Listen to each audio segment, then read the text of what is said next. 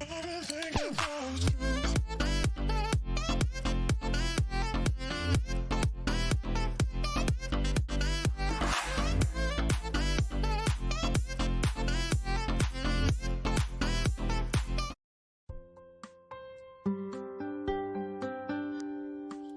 guys! Ayan guys, magluluto tayo ng spaghetti with meatball. Ayan, so ito yung ating spaghetti at meatball. At syempre guys, nagpakulo tayo ng tubig para ilaga natin yung ating spaghetti. Ayan, so parang konti lang yung ating tubig at lagyan natin siya ng tubig ulit. Ayan, so nilagay na natin yung ating spaghetti para ilalaga muna natin siya.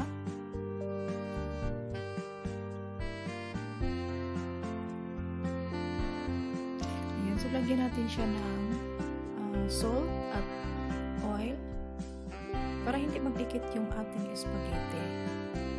At syempre, para meron din lasa yung ating spaghetti. Kaya lagyan natin siya ng konting asin. Ayan, so ito yung ating mga ricado na ating ilalagay sa paglaga ng ating meatball. Ayan, yung garam masala, turmeric, and powder, black pepper powder. So ayan, cinnamon, anit ng cinnamon. Yung balat ng cinnamon. At coriander.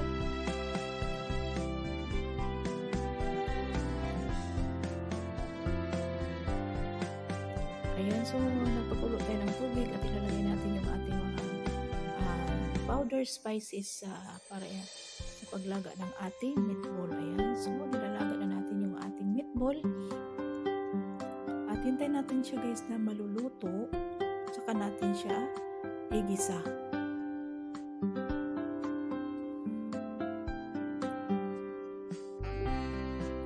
Ayan, kumukulo na yung ating spaghetti. Ayan, so didrain na natin yung ating meatball at saka yung ating spaghetti. Ayan, so ilagay natin sa tray guys kasi ilagay muna natin sa oven. Ayan, so oil spray yung ating gamit.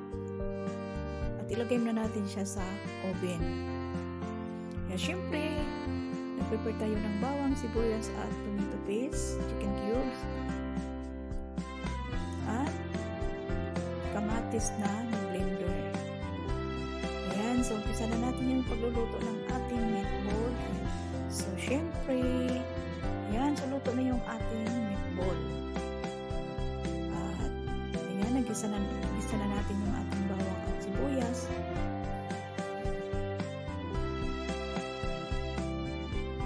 Ayan, so ilagay natin yung ating meatball.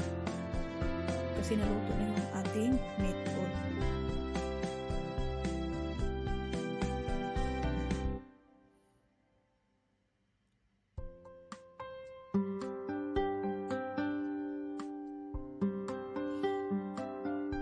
So, ilagay natin yung ating tomato paste kasi yan yung ating gawin na sauce guys sa ating spaghetti.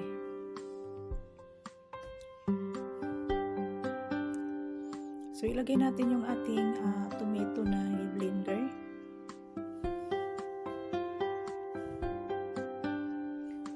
So, syempre, halo-haloin natin guys para mapantay yung lasa ng ating sauce ng ating spaghetti.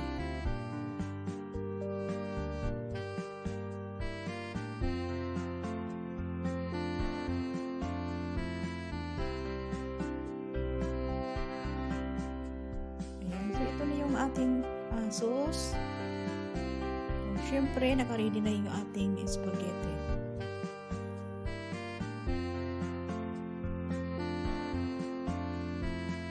So, yung ating sauce guys ay ihalo natin doon sa lutong spaghetti. Kasi yan yung ating sauce ng ating spaghetti. Yan, kumukulo na yung ating sauce.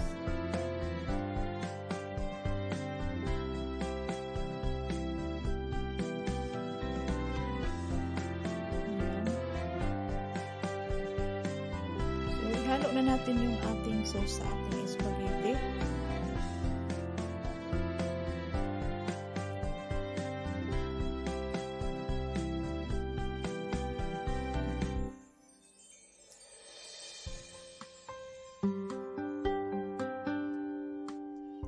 Yan, halu-haluin para pantay yung lasa ng ating spaghetti at yung ating sauce. At mag-add din ako ng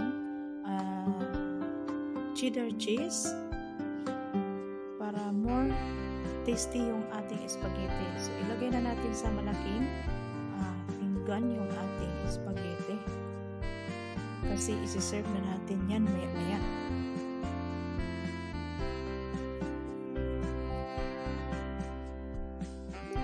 Ayan. So, ito na yung ating spaghetti guys with meatball.